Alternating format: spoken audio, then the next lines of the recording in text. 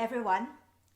From my accent, it should be obvious that I am Singaporean, and proudly so.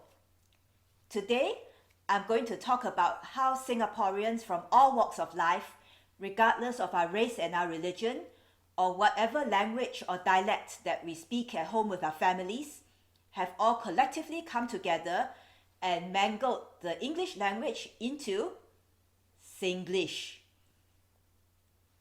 Is it any surprise? Singapore is an immigrant nation. The population comprises Chinese, Malays, and Indians. So, it is expected that words from other languages will creep in and impact the way that we use English. And most of the words that have made it into Singlish come from primarily Chinese, or specifically the Hokkien dialect and Malay. By now, I've spent almost 2 decades in the working world, so using proper English is part and parcel of daily life. However, that doesn't mean that I still don't have a soft spot for Singlish as a uniquely pungent way to express certain thoughts and feelings. Singlish has a lot of paradoxes. Let's go into some of them. Well, Singlish is, for one, a very efficient language. Within one syllable, you can express a lot, and even if you say that single syllable differently. Let's take a very simple example. Or. This came originally from Mandarin, where there is actually a Chinese character for it. Or. Usually, how do we use it? Well, Chinese tend to expect filial piety. So children are obedient. As a whole, Singaporeans are obedient. If someone tells you to do something and you say, "or," that means you have listened to what they said and you intend to obey. So you're going to tell your kid, "Go and clean your room," and you expect your kid to say "or." Well, let's change this word up a little bit. Just stretch it out and say "or." That is completely different. It means that you are telling somebody that they did something wrong. So, if that kid didn't clean their room and 2 hours later you come in and see a mess, you are going to point to it and just say "or." See? Very different. Another very efficient one-syllable expression in Singlish is "che." It means, as you can expect, that something is not a big deal and it's used to express disdain. For example, I might go around boasting that I am a YouTuber, and then you would say, 10 subscribers only. Che. To be frank, I have absolutely no idea what are the linguistic roots of this expression. I am Cantonese, so che is a car. As a kid, I have always been wondering why the poor car becomes malign into an expression of disdain. So if anyone can educate me, please let me know in the comments below. Well, this is one paradox of Singlish, that there are so many times that you can express a lot with just one syllable, but there are also times when you use too many syllables to express the same thing that English could be much more economical about. Take the Western slang, for example, "the." A Singaporean would say "but then" and mean the same thing. That literally is but then, except that in true Singaporean fashion, we flatten our T's and our TH. So, for example, "like that" becomes "like that," and but then becomes but then. One of my personal favorites is "yaya papaya," because you could always say someone is proud or arrogant. And if somebody is proud in a reserved sort of way, like Mr. Darcy in Pride and Prejudice, that is not yaya papaya.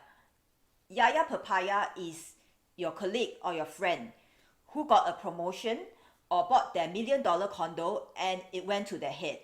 So they're showing off in your face and you're probably starting to feel a little bit annoyed. you will start to bellyache that they became a little bit yaya papaya. And it captures that kind of swagger just perfectly. Here's another verbose but uniquely pointed term, stylo-milo. Stylo, as you can imagine, implies that somebody is stylish. But not everybody who is stylish and fashionable is necessarily stylo-milo. For example, my subconscious never uses the term stylo-milo on a lady. For some reason, it always is a guy. And it's not the understated kind of high fashion look, but it's somebody who is really actively trying to flaunt how stylish they are in a flamboyant kind of way. Well, let's move on to Singlish terms that I didn't even know were Singlish.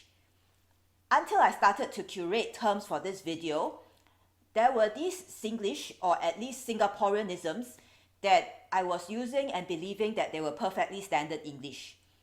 One example is die-die, as in, die-die must try, die-die must do, die-die must have. Quite self-explanatory, right? So for all my colleagues who are watching this, and where I have said that something is die-die must do or not, right now I apologize for using non-standard English, but you have caught what I meant, so I suppose everything is okay. The other one is wake up your idea. Apparently this has originated from the Singapore Army because every guy has to spend 2 years in army from the age of 18. I suppose some of them must be rather clueless when they first join, so wake up your idea is supposed to be a way of shaking them up and asking them to pull up their socks. But it has made its way out of just army life into everyday school and work life as well. And again, I felt like this was really very self-explanatory, so I never knew that that was where it actually came from. And then there is the term sabo. Sabo is short for sabotage, and it refers to low-grade types of sabotage, like for example, colleagues who try to play each other out at work. Well, I always thought that this was a legit abbreviation of the word, and I didn't know that Singaporeans actually coined this term. What's even more interesting is that sabo has now made its way back into the Oxford English Dictionary as an actual word. So Singaporeans have put new terms into the dictionary. Similar to sabo, that brings my mind to saka. I think saka came from Malay initially. It means to curry favor. But in Hokkien, saka also means saka, which is 3 legs. So you can translate that very literally back into English and say tripod. So if somebody says that somebody tripod in the right context, it could mean that they are currying favor. That shows you how Singlish can add words into the English vocabulary and give them other meanings from what they were originally intended for. Well, there are also words that I thought were Singlish, and I had no idea that they actually are not a part of Singlish.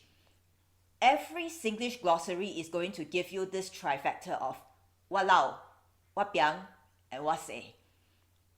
I don't actually treat them interchangeably in my subconscious.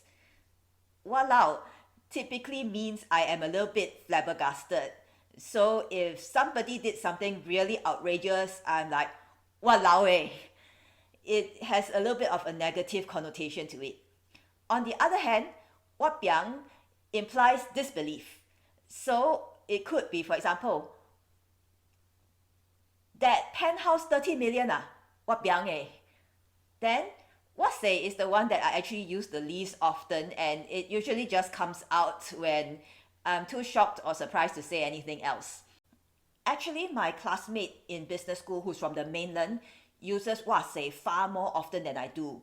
And I'm sure the Taiwanese also make a lot of use of it. This shouldn't be a surprise because it is a valid expression in Hokkien. Finally, let's wrap up with the quintessential Singlish expression called kiasu, which now is no longer a uniquely Singapore concept. Kiasu was how Singaporeans were widely ridiculed for being overly competitive throughout the 1980s and the 1990s. But now, in American slang, there is FOMO, or fear of missing out. And there is no other expression that could be more synonymous with kiasu. So you see now, things have come full circle. What used to be a uniquely Singaporean trait has now permeated into Western culture as well. With that, I hope that you have enjoyed this quick whirlwind tour of Singlish. This video is dedicated to my colleagues who are learning Mandarin and want to know more about Chinese culture. So I wanted to share a bit about how being a Chinese Singaporean is different from being a Chinese in the mainland or Greater China. Thank you for watching and see you next time.